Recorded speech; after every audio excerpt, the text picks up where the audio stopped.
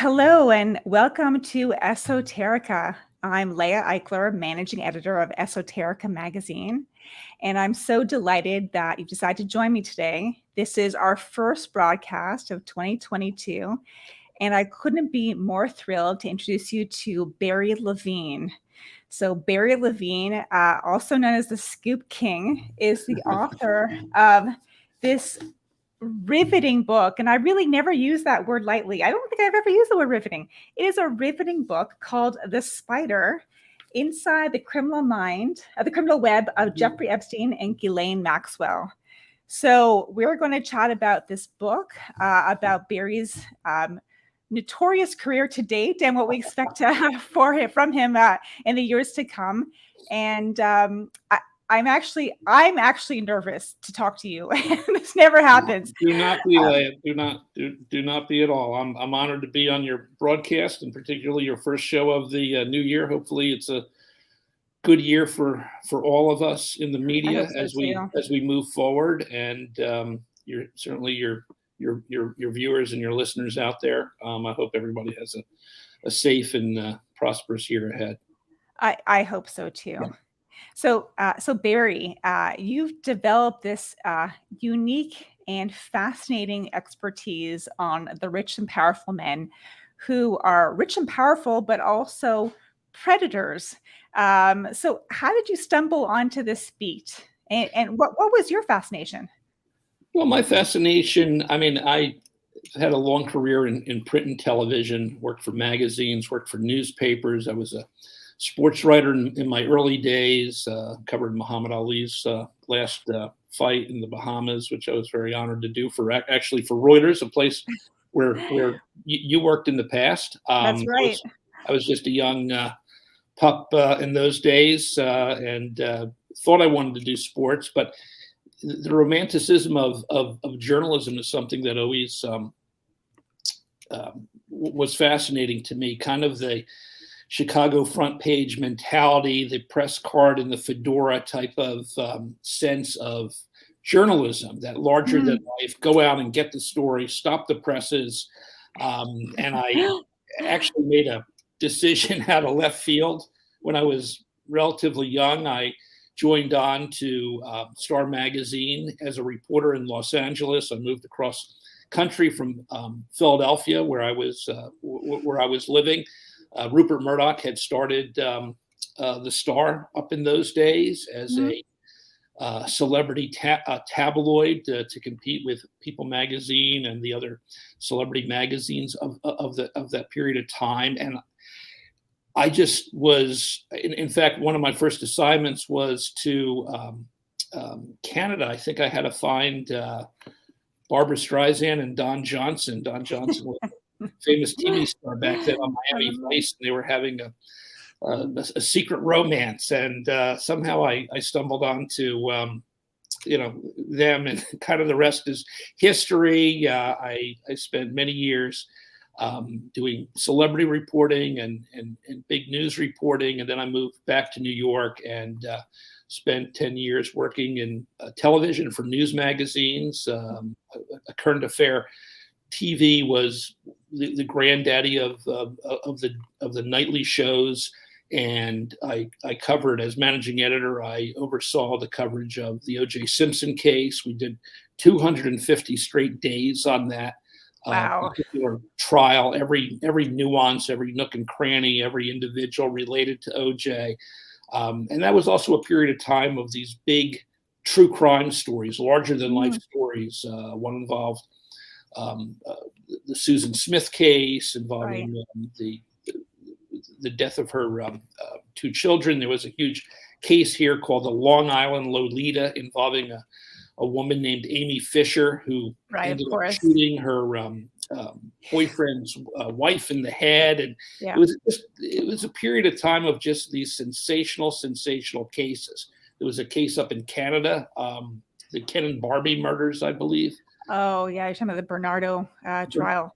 Bernardo trial, yes.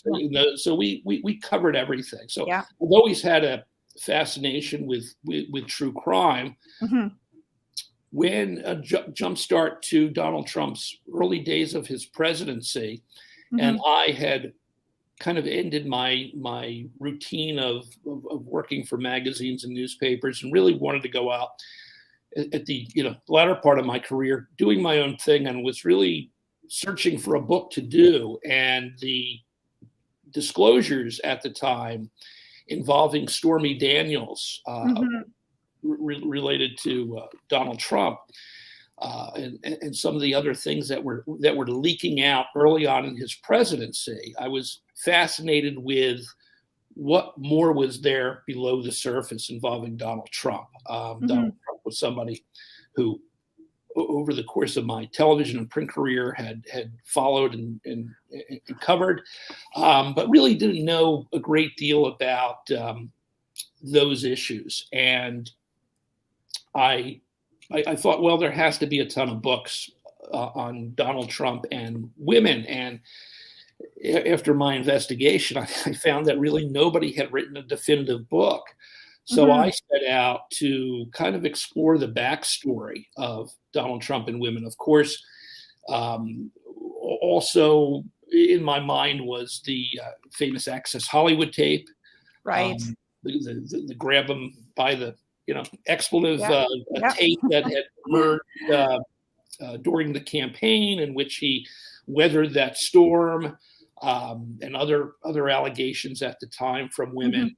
But I set out on a reporting mission, and I was actually quite shocked. In fact, I want to read you a statistic that I have in my book, that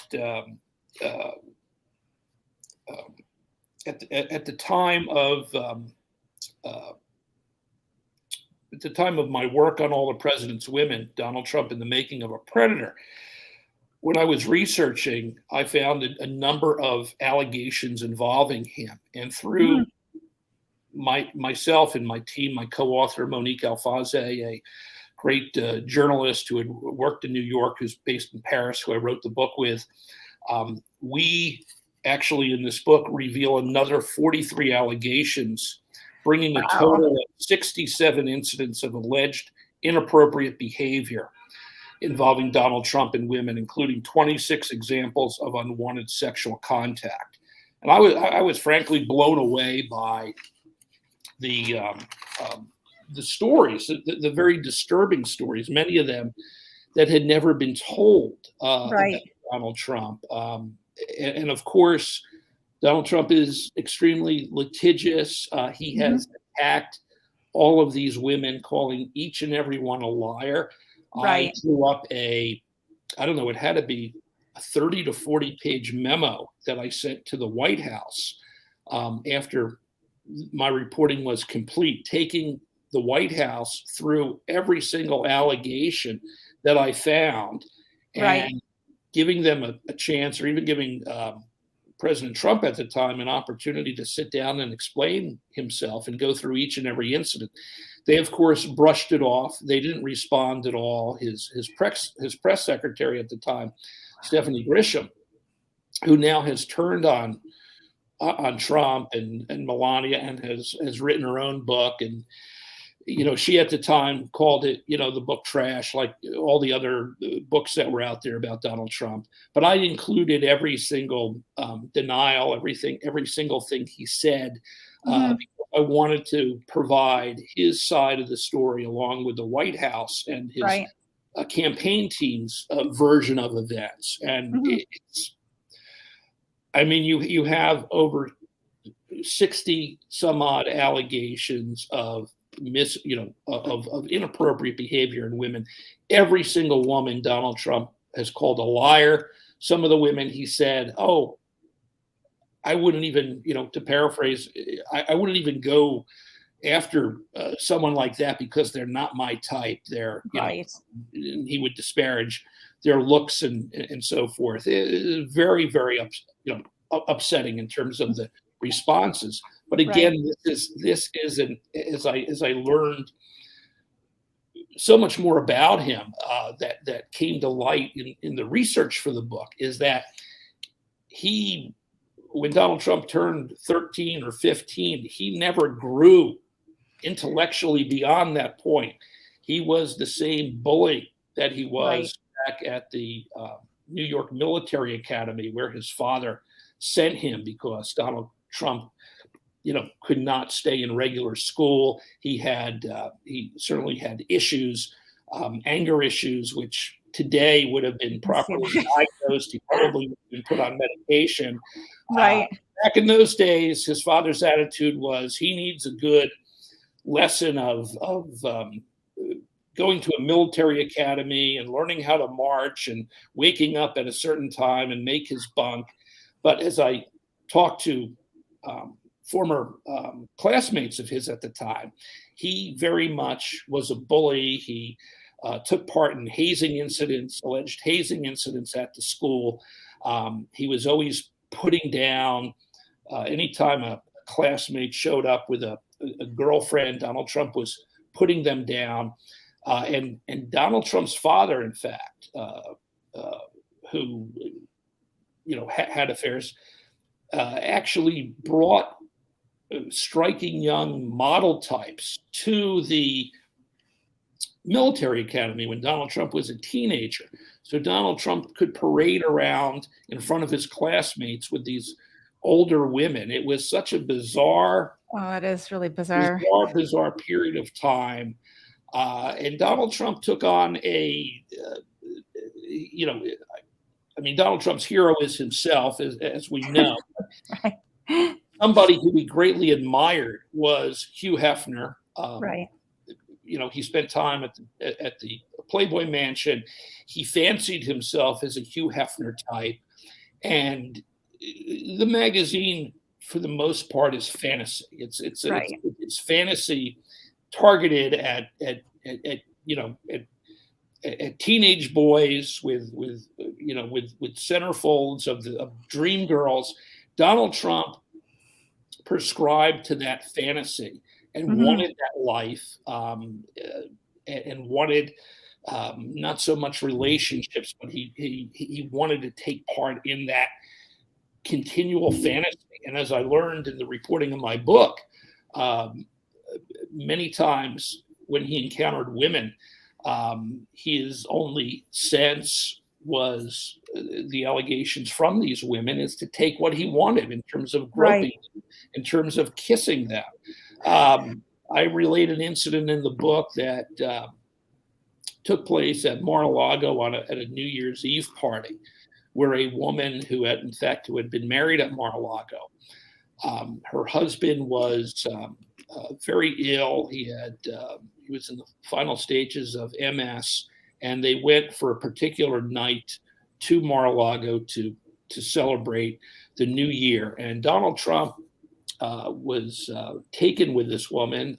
She was an attractive blonde woman who she had told me he had approached at previous events at Mar-a-Lago because they were members of the club there. And Donald Trump literally came out behind curtains and groped her and grabbed her, as she said, exactly like what he described in the Access Hollywood tape. And days later, Donald Trump began calling her and saying, I could fly you to New York. Your husband doesn't have to know. She was so appalled. She was so sickened by all this that every time when she heard that tape, she just recoiled. And it took many months for her to build up courage to tell this story. And I don't doubt it. The White House wouldn't comment on her. They wouldn't respond. But there's so many stories like that. It's crazy. Now, through that book, yeah, I really learned about his friendship with Jeffrey Epstein. Jeffrey Epstein was another wealthy guy living in Palm Beach, Florida, had his own mansion near Donald Trump. As we know now through the flight logs, many of them redacted through the Ghislaine Maxwell trial, Donald Trump flew on Jeffrey Epstein's private planes, I think 6 or 7 times. There's a true friendship and history there. I talk in the book about a particular party that Donald Trump threw at Mar-a-Lago, which involved him, Jeffrey Epstein, and about 25 young women. I They were the only men at this party. They basically spent an evening at this particular party. It was just the two of them and 25 young women. right. Donald Trump, of course, today has put down Jeffrey Epstein, says that he barely knew him. All you have to do is look at the history of the photos. Right. You see the two of them. You see, in fact, well, Donald Trump and Melania deny how they actually met. Jeffrey Epstein has claimed to friends that he was the one who introduced Melania to Donald Trump. Right. So you can take that for what it's worth. Of course, they say they met that Jeffrey Epstein did not bring them together. But there are photos, many photos showing Melania, Donald Trump, Jeffrey Epstein, Ghislaine Maxwell, Prince Andrew. In fact, I published one photo in my book that shows all of them together in the same frame. It's remarkable at a night at Mar-a-Lago. Of course, people found it interesting while he was still president that when Ghislaine Maxwell was arrested, he I can't remember specifically what he said, but he basically said, she was an okay person. Yeah, he showed some respect for her at the time. I remember it was very bizarre. Interpreted through conspiracy theorists that what does she have on Donald Trump? Was that exactly? So it's actually message sent by him to her to, hey, take it easy on me, don't keep it quiet, which actually leads me to my next question. You say, I mean, granted, everyone's been following the story of Jeffrey Epstein and Ghislaine Maxwell, and really, what's really kind of hit me in this book is just the sheer number of abuses. I mean, it's almost incomprehensible, and also it's a very interesting insight into Epstein's life. I mean, one line that really struck me is you said that perhaps leverage was the true love of Epstein's life. So can you elaborate on that? I mean, that seems to be his modus operandi. So maybe that translates to Ghislaine as well. Well, it's interesting, as I pointed out, that Trump was the bully. When Jeffrey Epstein was growing up in Brooklyn, New York, he was bullied. He was the nerd with the pocket, literally with the pocket protector. He was a wizard at math, but he didn't take part in any sports. He was bullied in his neighborhood. He told kids in high school that there was one thing that he wanted to do in his life. He was going to be rich. He was going to be richer than all of them. I actually toured his boyhood home, a very modest row house in Coney Island, Brooklyn, in this little gated community called Seagate. There was 2 bedrooms, one for his parents, one for him and his brother. There was a narrow hallway that connected the kitchen. There were exposed water pipes. Jeffrey Epstein grew up in an extremely modest upbringing. And as I said, he was bullied. And as he moved through life, his goal was to collect important, influential people that he could have some control over. Mm-hmm. And so the bullied went to being something of a bully himself in terms of collecting this group of scientists and politicians and finance people. And there was also the dark side, his secret life that he began living out in terms of his sexual abuse of these underage girls. And it really, beyond sexual, it had to do with control. It had to do with power. That's why, as I reported in the book, when he was arrested in New York in 2019 and placed in the lockup here in Manhattan, he completely unraveled. He fell apart because he no longer had any control in his life. And despite conspiracy theories that he was silenced for secrets that he knew of rich and powerful men. I do believe he took his life because he lost total control. This was a guy who had to have the temperature in his bedroom set at 58 degrees. He had to have the certain amount of towels put out after his massages, which were actually, sexual encounters with the underage girls. He wouldn't allow the employees who worked in his various homes to look him in the eyes. This was a guy who created this world. At one point, he wanted to. He brought in scientists because he wanted to basically impregnate women and create his own children of a sort. I mean, he was diabolical in a certain way. But the depth of the sex trafficking, and the prosecutors in the Maxwell case really focused on a timeline of 1994 to 2004. And during that period of time, there were hundreds of young girls who were victimized at his home in Palm Beach, Florida, at his townhouse here in Manhattan, New York, at his ranch, the Zorro Ranch in New Mexico, at his own island in the Virgin Islands, his apartment swanky apartment in Paris. He would use his private jets to fly these women around.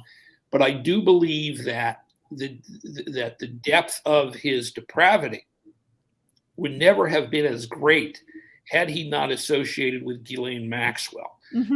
When they hooked up in 1991 after her father Robert Maxwell's death, and it's interesting whether or not her father actually arranged for her to be brought to Jeffrey Epstein if something would ever happen to him, because there's all kinds of ties between Epstein and Robert Maxwell. He was hiding Robert Maxwell's money in offshore accounts as late as the 1980s. They both had ties to the Israeli Mossad. They both fancied themselves as spies.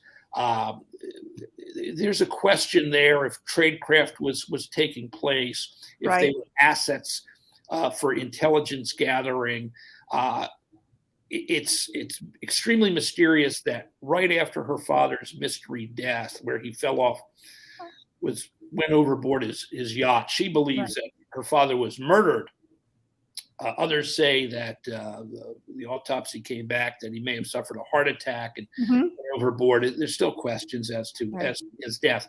But what we do know is that she ended up in New York with Jeffrey Epstein right after that incident. And when they came together, I absolutely believe that she had no sense of Jeffrey Epstein's secret addiction with predatory behavior with young women. But she made a decision at one point to either make a decision to flee him when she found out about his desires or take part. And I'll read you something quickly that I have in my book. And I don't know how far into the book you are, but this was, I think this explained everything in a nutshell. And this was in 1997. This was 6 years after her and Jeffrey Epstein came together. She had invited Christina Oxenberg, an old friend, to celebrate the success of Oxenberg's novel. And at some point in their conversation, Christina brought up her relationship with Ghislaine's relationship with Jeffrey. And Ghislaine said, "Jeffrey is very important to me, and I need him to marry me." Oxenberg recalled Maxwell saying, Maxwell, said Oxenberg, confided that she was unable to, quote unquote, keep up with Epstein's, quote unquote, sexual appetite. Because of Epstein's needs were impossible to meet, those were Ghislaine's words, Ghislaine felt obliged to, quote, bring him young girls to fulfill his sexual needs. Now, at the time, Oxenberg had had come upon something that was monumental in terms of the secret to Jeffrey Epstein. But her reaction, as I think most women would be, they just recoiled. She recoiled in horror to even be, hearing this in a conversation with Ghislaine Maxwell, and tried to change the subject. But before they left that conversation, this was something that I think also was extremely telling about Ghislaine Maxwell. Mm-hmm. She went on to say, and this is a direct quote about the young girls, she said, quote, "They're nothing, these girls. They are trash." Now, to me, that explains from something of and I'm not a psychiatrist by any means, but it shows me that Maxwell was able to do what she did because she had no moral compass related to the grooming and the recruitment of these girls for Jeffrey. Mm-hmm. If she had, as a big sister or a mother type figure with these young girls, she would have never allowed them to be put in the hands of Jeffrey Epstein, or as the young girls have alleged, they were also put into the hands of some of Jeffrey Epstein's male, rich and powerful friends. Right. So, sorry. I just want to make one other point. Yeah. The level and the extent of the sex trafficking, I believe, would have never been as great mm-hmm. if Ghislaine Maxwell had not been involved. When she was associated with Jeffrey Epstein early on in their relationship, they came across as a couple. They mm-hmm. came across as a safe couple. Her and Jeffrey's line to these girls, to their parents, was, "Let us mentor your daughter. Right. We think she has talent. We're going to help her get through college. We think she should go to music school or art school." They presented themselves as saviors for a lot of these girls who grew mm-hmm. up on the wrong side of the tracks, who came from troubled families. And they presented themselves together, as I wrote in the book, as a predatory Bonnie and Clyde, when in fact all they were using each other were to basically acquire these girls, to initially get their trust. And then, of course, we know what happened through all of the court depositions, through all of the lawsuits language. We know how their childhoods were taken, how they were abused, how, in fact, as we know from the Maxwell trial, mm-hmm. How she herself took part in some of the abuse. She wasn't actually charged with sexual abuse. She was charged with sex trafficking and conspiracy, and was found guilty on 5 of 6 counts, now facing 65 years behind bars. Mm-hmm. There's a wrinkle, however, that your listeners should be aware of if they're not, and that is, in the past few days, 2 of the jurors have come forward to disclose that during jury deliberations, they discussed their own sexual abuse victimization. Mm-hmm. Now, that in itself is, I would say, it wouldn't hinder the outcome of the jury verdict. However, the big question that remains, and the judge is going to be looking into this over the next few weeks, is whether those 2 jurors had, during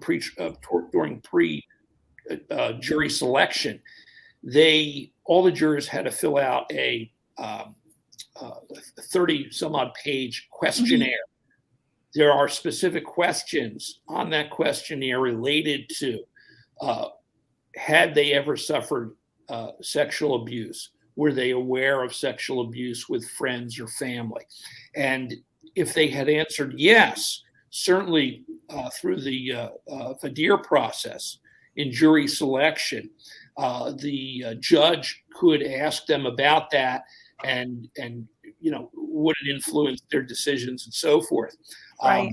If they perjured themselves and made those admissions to the other jurors during jury deliberations, but did not advise the judge and prosecution and defense teams in advance, then of course there could be grounds for a mistrial, and which would mean the judge would make a decision whether Ghislaine Maxwell gets retried. Wow. Yeah. It's crazy. I mean, I think that's what I found quite shocking about the book is she wasn't only, the madam of this, twisted brothel, so to speak. I think you refer to her that way, but also participated in the sex acts. I mean, she was, and she got, she was part of the interaction. And I mean, it's hard as a woman. I mean, you touched on the Barbie and Ken murders in Canada. Our expectations of women are different. I mean, we almost, we have different values. I mean, you think the court system, the jury, do they look at her more severely because she's a woman committing these sex acts? I mean, how do you think the perception of her is in the public domain? Well, we didn't get to hear from Ghislaine herself. She Right. made the decision. The judge asked her while the jury was out of the room whether or not she wanted to testify on her behalf, even if, as the judge said, even if your defense lawyers have recommended that you don't testify as a defendant. She was given that right, and Right. she said that she would not testify because she believed that the prosecution had not presented their evidence, to a degree where she felt she needed to defend herself. I think that the prosecutors did as good a job as you can do by bringing forward 4 minor victims. The defense team tried to attack the credibility of these women, saying, well, they all of them shared in the compensation fund, that they received monies between $1.5 million and $5 million. That compensation fund was rightfully so put together for the victims. More than 150 victims applied to the compensation fund. It gave out more than $120 million to Jeffrey Epstein's victims. Of course, you can't put a price on what these women are still going through, the loss of their childhoods, the loss of their innocence, and so forth. But these women who collected these sums had every right to do so. However, the defense team tried to put them down, saying this was about money, tried to bring up past statements saying they didn't involve Ghislaine at the time. They attacked them on nuances in some of the testimony that they gave, which might not have matched exactly what they had told the FBI many years before. And even the 2 members of the jury that could possibly cause the mistrial, I think it's interesting because they both brought forward, at least we know one did, during jury deliberation. One of them felt compelled to tell the other jurors, hey, I suffered sexual abuse, and I understand why these women who we heard from may not have had all their facts straight, because oftentimes you forget things, you block out things. So as a victim of sexual abuse, one of the jurors pointed out that, hey, I believe this woman. I believe what she said because I understand what she went through from that individual perspective.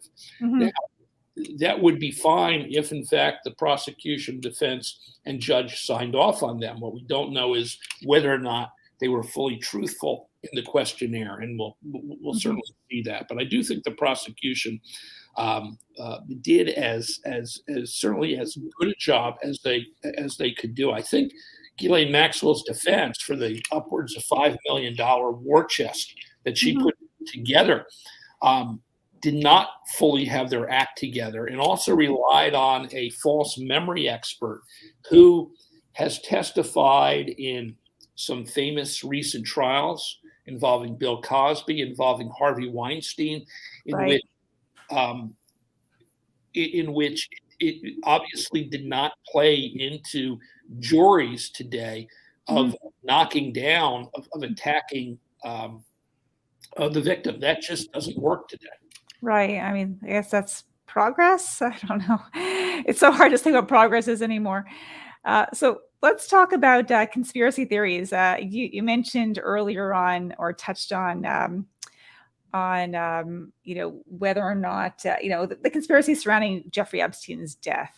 Obviously the internet went wild. Whether or not he actually did commit suicide, did something else happen?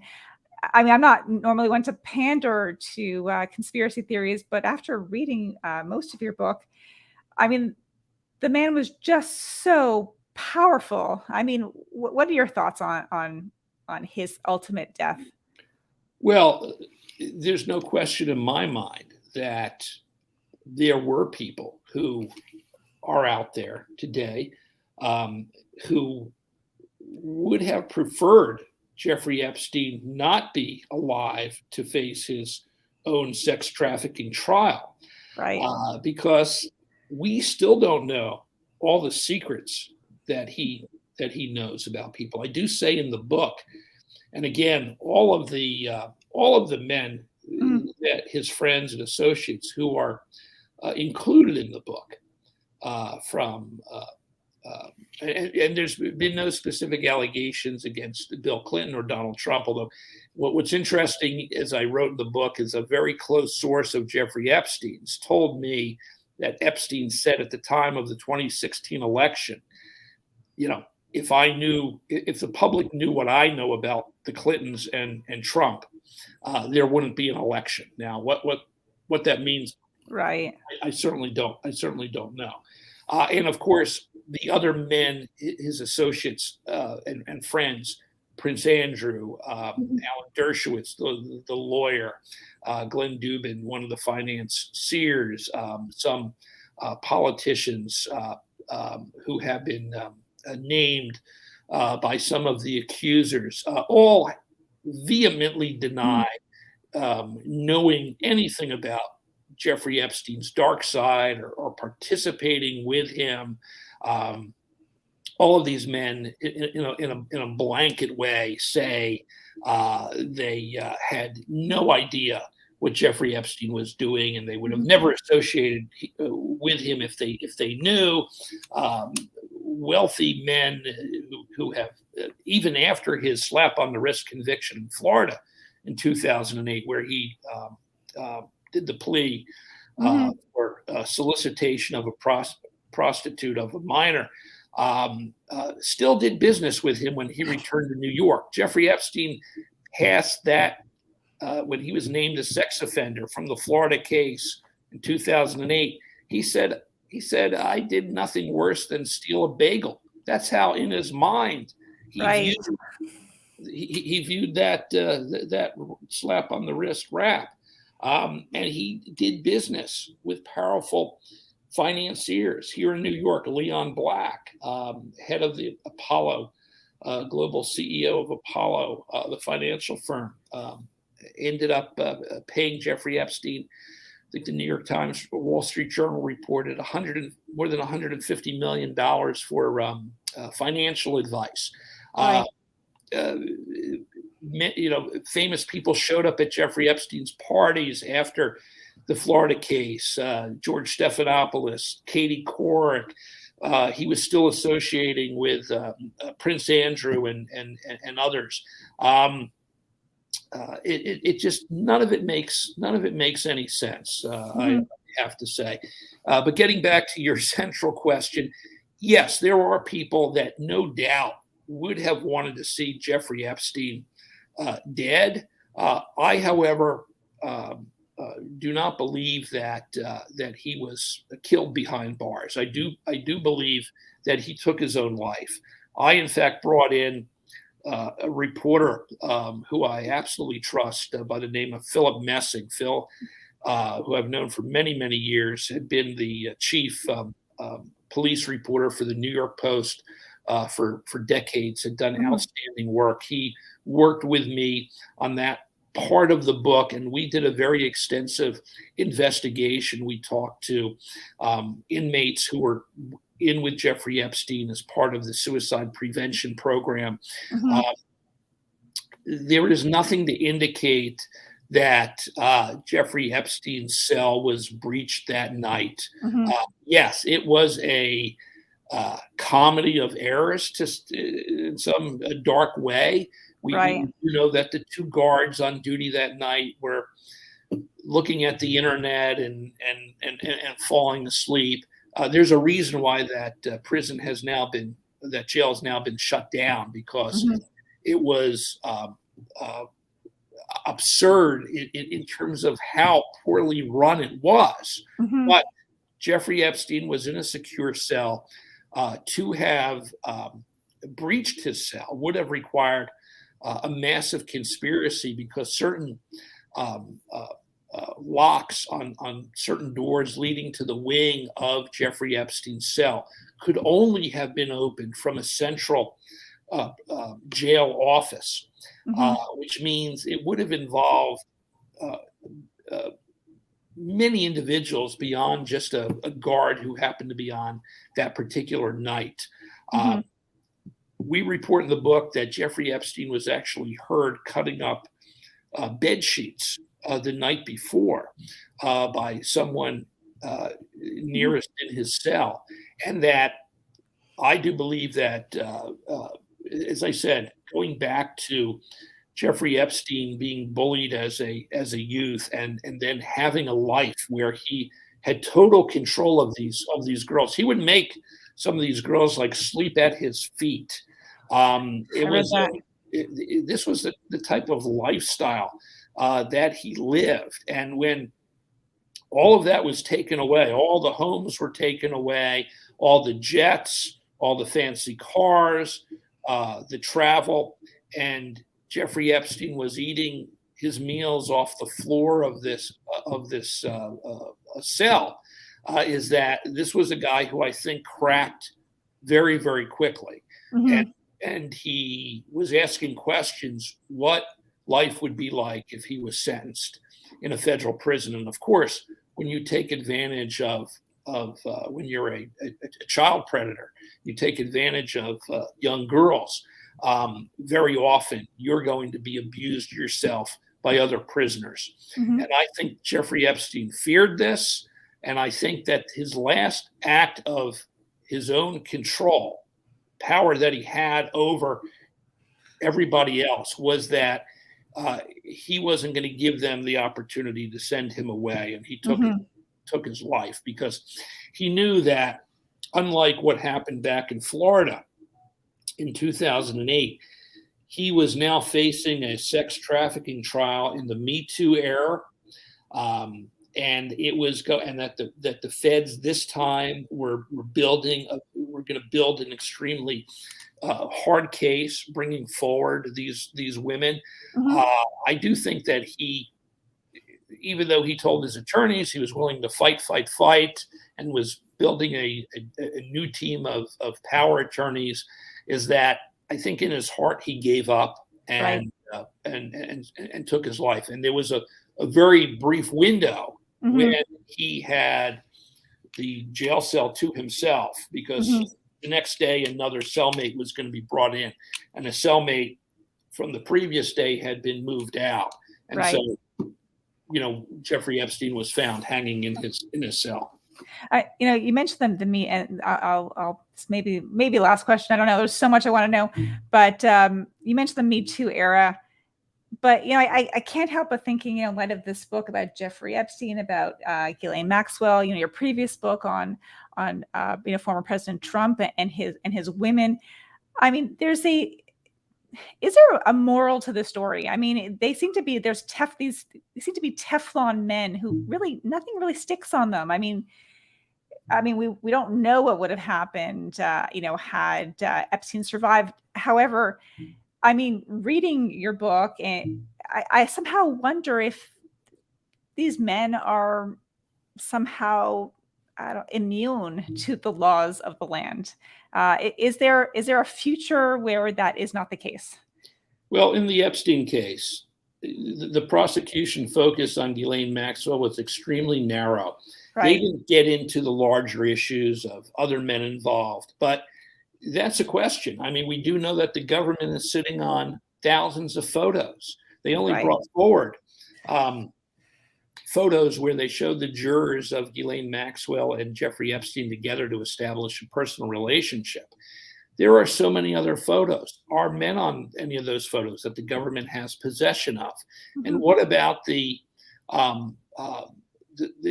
absolute belief and evidence that Jeffrey Epstein had videotapes, secret videotapes from his homes? Where are those? Where are those videotapes? I tell one story at the end of my book about an individual in Russia who claims to be sitting on some of Jeffrey Epstein's tapes that were given to him by a disgruntled Palm Beach detective who was just appalled by the decision that was made to give Epstein the slap on the wrist conviction. So specific to the Epstein case, I do hope we can learn more over time through redaction and through the court process by reporters moving ahead and filing lawsuits to get some of this material redacted. I hope that the Prince Andrew civil case right now, which is one of Jeffrey Epstein's accusers, has brought forward against Prince Andrew a civil case specific to sexual abuse by Prince Andrew. I hope that case moves forward so we might learn more about this system of other possible men that Jeffrey Epstein may have involved with some of these girls. There has to be that. There has to be an awareness. We have to find out more. We have to probe, in an absolute direction forward. If Donald Trump makes the decision to run for president again, I hope that the issue with women will it certainly won't be front and center because his supporters could care less about the allegations made by women against Donald Trump, but certainly deeper investigations need to take place if he wants to run for president again. And there's a woman, E. Jean Carroll, here in New York, who is really fighting the court system in a civil case involving an alleged rape by Donald Trump, that she is, her and her lawyers are really fighting hard to get heard in court. And Donald Trump did everything he could while he was president to shut that down. He brought in the Department of Justice. I remember, defend himself against that. Now that he's out of office, his lawyers are still pushing to kill off that legal proceedings. But E. Jean Carroll is a courageous, spirited woman. She plans on moving ahead. And I do hope that case moves ahead. And, all of these men need to be brought to justice in whether it's a criminal forum or a civil forum, because that's the only way we're going to be able to move forward. Right. I hope. Well said. I hope you're right. So where do you go from here? I mean, there was all the president's women and now Spider. What is like what's next for, the Scoop King? Well, the Scoop King, in fact, that people may say, what's the Scoop King? Is that a guy who scoops out ice cream? That was actually when I left one of my jobs with the New York Post, put a headline, the Scoop King is going to do his own thing now. But I hope that there's more books in me. I hope that there's some more true crime books, maybe some other subjects that I want to explore. I don't know if I'm ready for a third book about predators, but we'll see. We'll see where the winds blow and where I'm taking next. So, well, this has been a fascinating. I really appreciate you giving me time on your show. I've enjoyed this conversation, and I wish you the best with your venture and moving forward. Thank you. Barry Levine, everyone. Thanks so much for your time, and we look forward to having you on again. Sure. Very happy to come back on. Thank you. Take care. Good night.